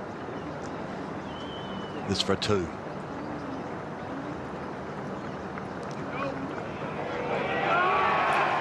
And at that stage, he looked like he was going to win the Australian Open, or the MFS Australian Open. But it just unravelled at 16 and 17. Yes, first of all, before that, we'll see him play his third to the par 5 14th. Wedge in hand. Guess what happens? Well, between him and Parry, they're absolute geniuses, but this was something special.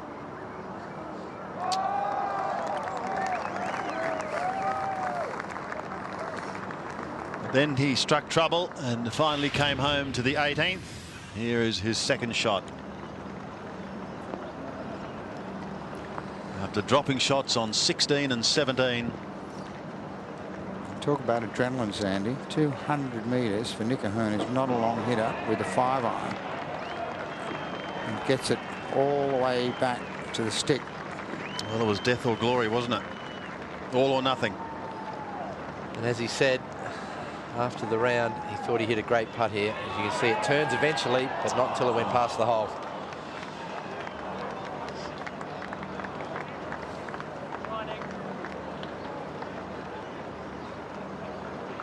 Very disappointing.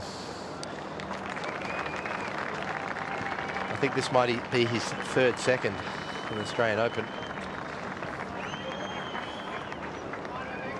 Bending the putter over the knee. So that's the end of you, unfortunately. Rain still pretty heavy. I believe the presentation is going to be inside.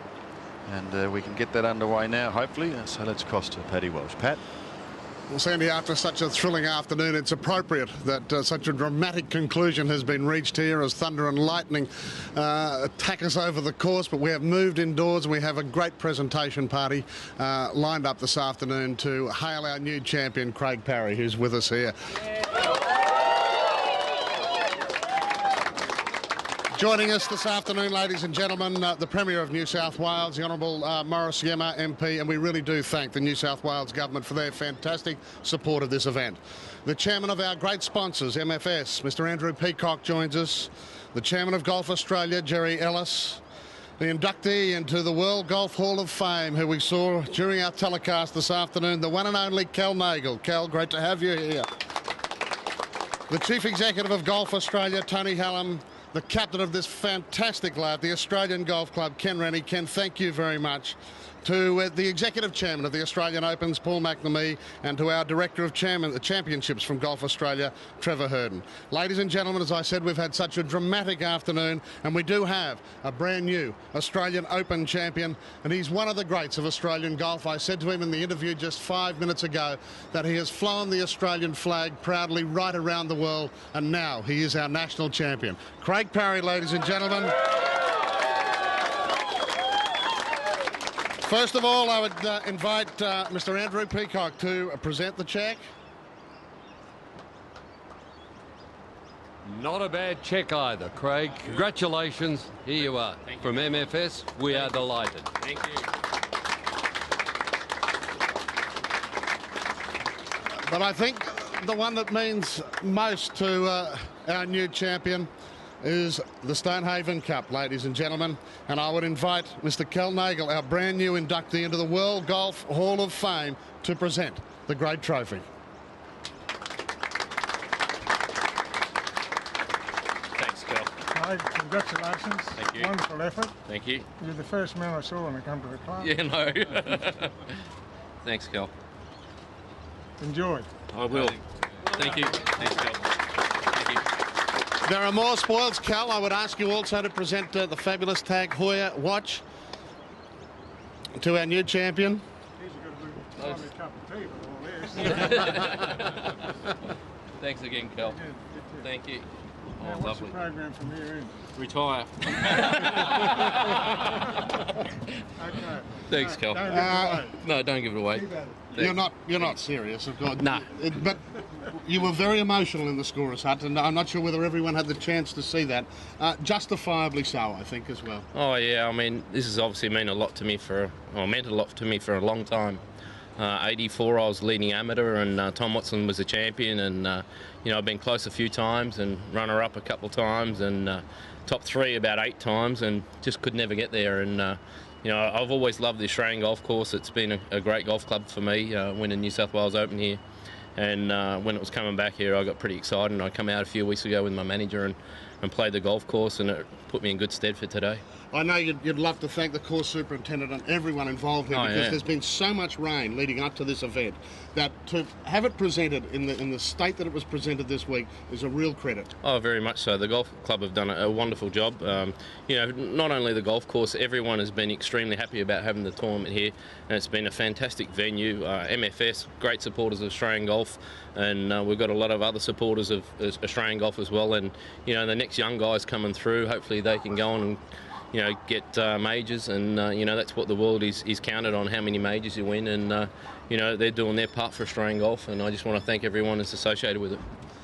Tell us very quickly about this round of golf today. It's shaped as a real shootout.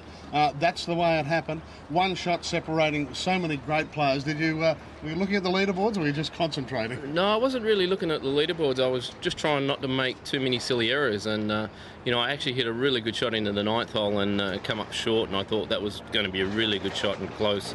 But to hold the putt on, I think, number 13, that was the one that got me moving in the right direction, and and make birdie on 14. And the 17th hole was not very good in the bunker, and that's where I lost it last time in 1990, I think it was, in the playoff.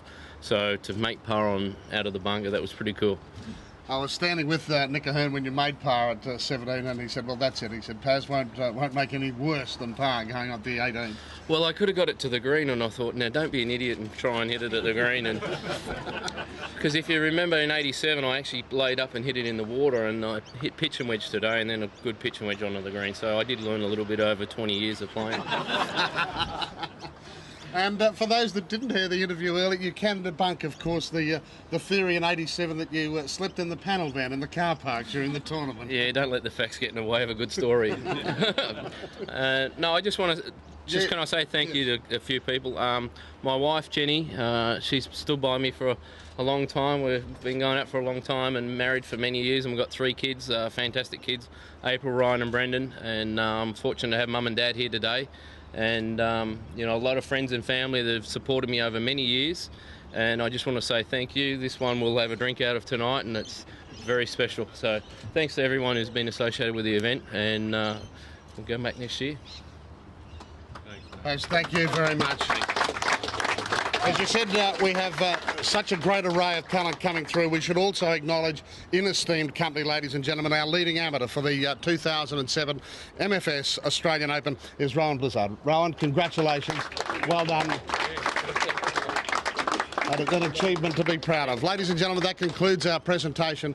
Ladies and gentlemen, as you heard, our champion is Craig Parry. Thanks, buddy.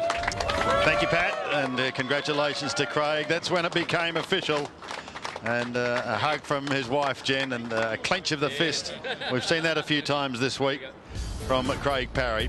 There is the final leaderboard. Craig Parry, our champion at 11 under. Won Joon Lee, Nick Ahern and Brandt Snedeker, equal second, all at 10 under par as we take a break.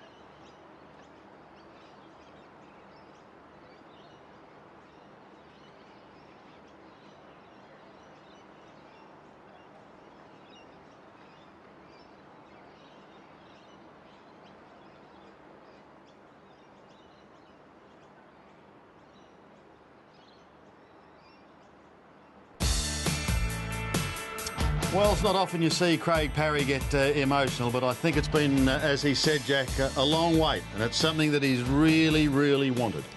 Well, as we said all week, Sandy, there's not an Australian in this field who dearly doesn't want to win the Australian Open.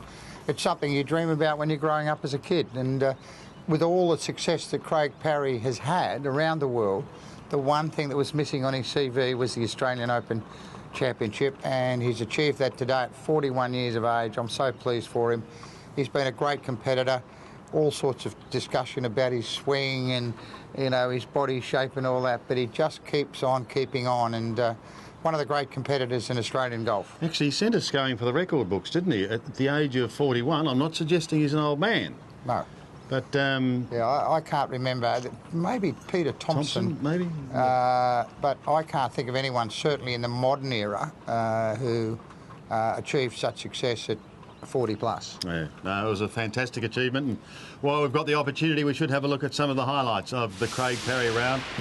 But let's remember, I mean, we're talking about his final round here, but of course he shot a course equalling record 64 earlier in the week.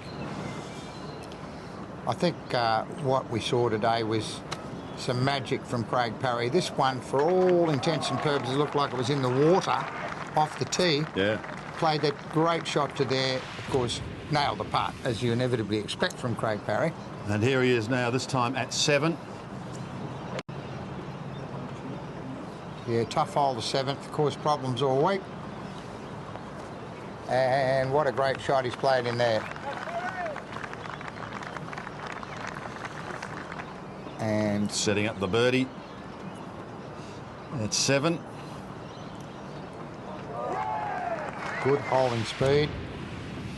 Most of the players we saw struggling with the pace, and this was a ripper at the 13th. Have a look how wide he's had to take this. Good 2 metres left of the hole, lightning quick down that hill, and he's put it dead centre. Not a lot of emotion, just a shake of the fist, and he's on his way. This time, here's his 3rd, the approach to 14. Oh, what a ripper this was. Right what the doctor ordered at a crucial stage. Well, they say you don't win a championship early in the week, but certainly the back 9 on Sunday is where it really counts, and this was some 4 at 17. That was one of 27 putts that Craig had today. And so he came to the last with young Matt there with him, his nephew.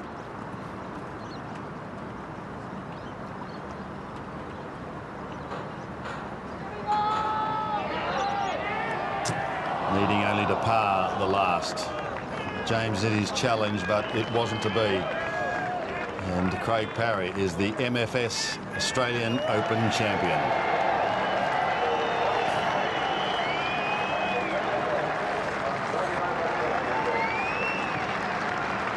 Great performance. Shakes hands with Stuart Appleby. It was a very strange day for Stuart, really, wasn't it? Because he was never in it, and yet he was. Yeah, well, that just goes to show you if you can hang around long enough, you know, and things go wrong for the other players. I'd like to pay special tribute to Brandt Snedeker. I thought calling that penalty shot on him obviously cost him dearly. Yep. And look, I'm heavily involved with junior golf, as everyone knows, but one of the great things about golf is the honesty and integrity that are involved in the game. And I think they're wonderful principles, lifestyle principles for young people to learn.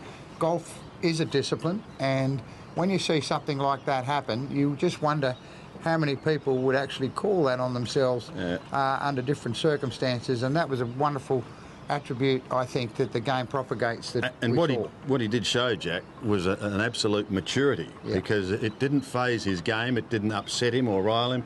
No. He still went on with the job and was there right to the end. Right to the end, that's right. And look, I thought he was a fantastic plus for the tournament this week. He's been very congenial with the media, got that happy disposition, and he gets on with the game. I like that too, and he does everything fairly quickly. Doesn't stuff around, gets on with it. And look, I think he's Rookie of the Year, obviously, in America this year. So, you know, we're going to hear a lot more about him. And I think we should be looking at trying to get young blokes like that back here, because obviously the fat cats aren't going to be here. We better not stuff around anymore, because the Parry family's decided to overtake the commentary box. So we'll take a break and then come back and hopefully speak with the Australian Open champion.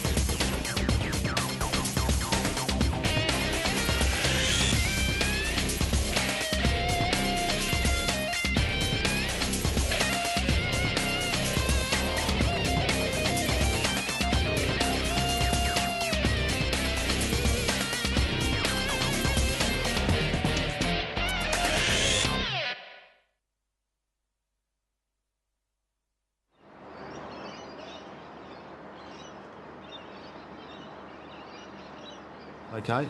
Yeah, 17 events in Japan, and obviously no wins other than this one.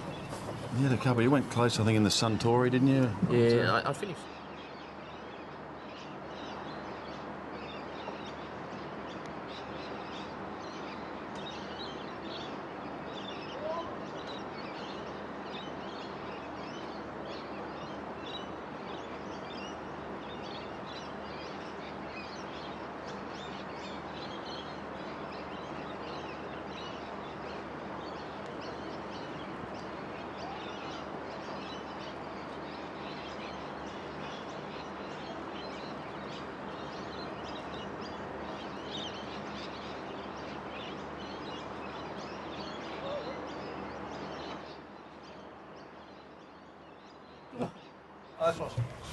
Yeah. Just up your shirt. Someone? No, up through the ball. Oh, okay. Got me to do it. Yeah. I've got me,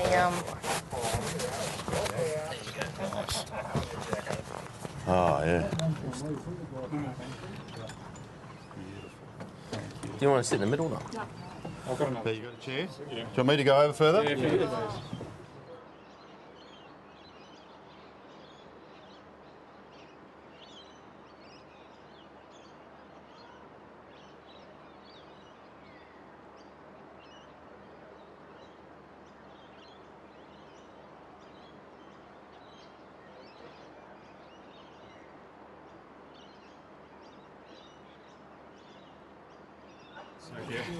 Yeah, I don't want to.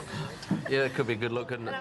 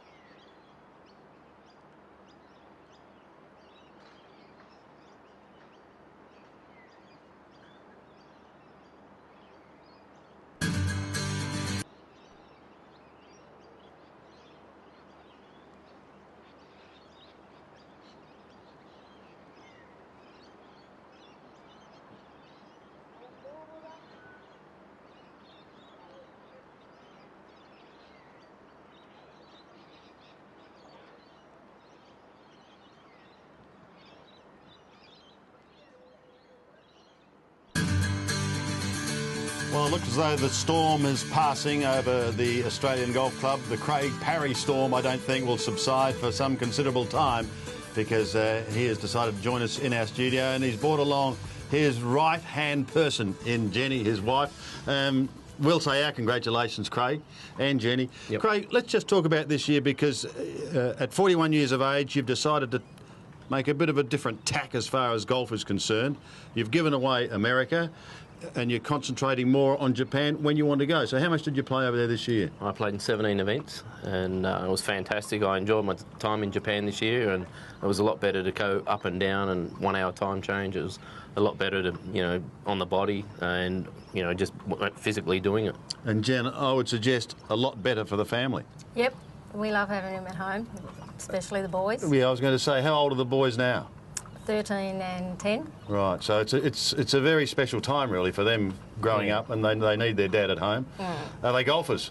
The boys are. April, she's starting to ask some questions about playing golf, but the boys, they love it, so, guess what I'll be doing next week. I know you've got a boat, and last week I believe you took the Japanese out as guests. They have been a breath of fresh air to our tour as well, haven't they? Yeah, they're fantastic. They're a great bunch of guys, and I took them out Monday night. And good sailors? No, it's a petrol boat, mate. Sorry, it's a smelly one. And we went over to Atoll Bay and picked up a mooring and had some sushi, and it was fantastic. Yeah, great. They're a very important part of the game today, isn't it, as our tour heads towards Asia and grows? Oh, very much so. I think you just got to get them down here, and they have such a good time. And the guys that come out, they're going to go back and tell the other players, how good a time it was, how good the golf courses were, and how they were treated. And we're going to have better players, and not that we didn't have good players this time. We're going to have more players coming out, and I think it's going to be great for golf.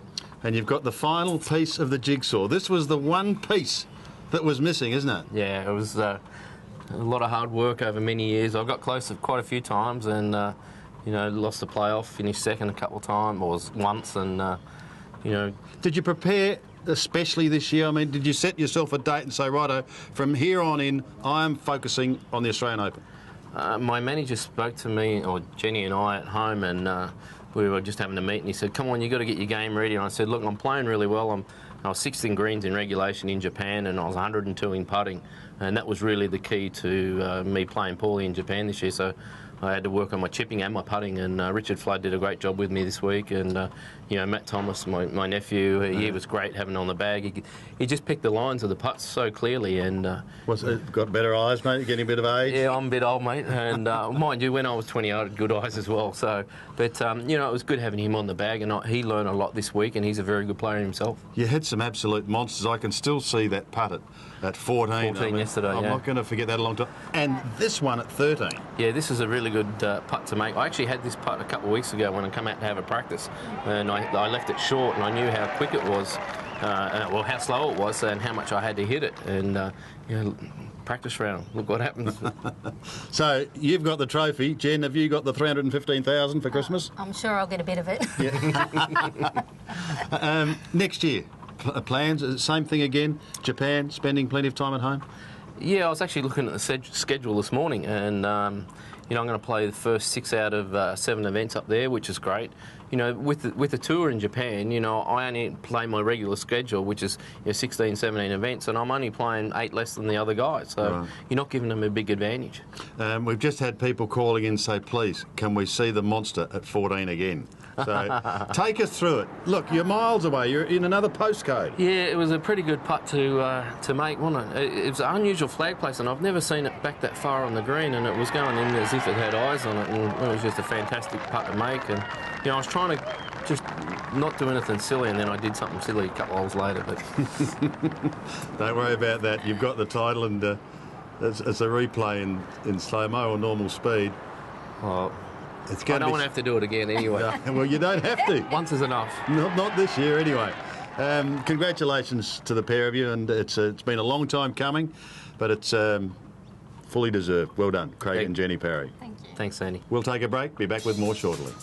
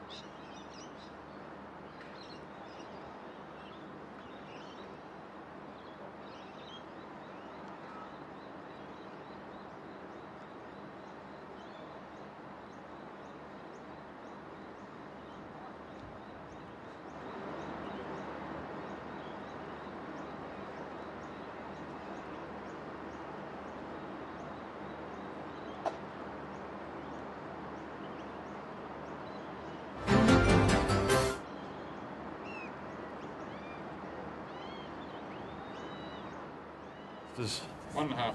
PGA Open. Yes, John.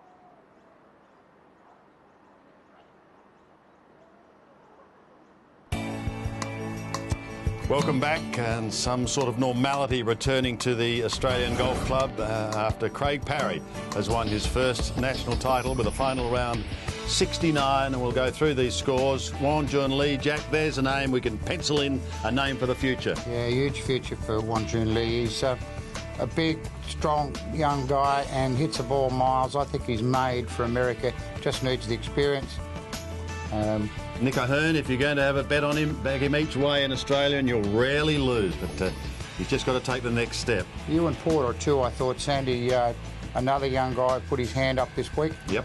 And I think he's got plenty of game, and we'll see more of him. Paul Sheehan made a lightning start, but then hit a submerged log and really couldn't go on with it. Yeah, he played well for most of the day, but they don't pay you on most of the day. No, they don't. Summer comes to an end, and you look back quickly. The highlights for you, of course, we had Aaron Baddeley winning the MasterCard Masters, Peter Lonard successful at the PGA, and this week. Yeah, look, arguably three of our great players in Australian golf. They have been the mainstay, I guess, in modern times, along with Allenby. But three of our greatest players winning all our big tournaments, so that was nice. And just one other thing with Craig Parry, it's probably fitting that he did go on and win it. I mean, it has been his week. After all, he produced that course record equalling 64. 74, 64 to get himself right back in the tournament. And, yeah, that was just about the feature of the week. Well, it was the best round of the week by a long way. Yeah. So, you know, a phenomenal effort to shoot that 64 in pretty difficult conditions.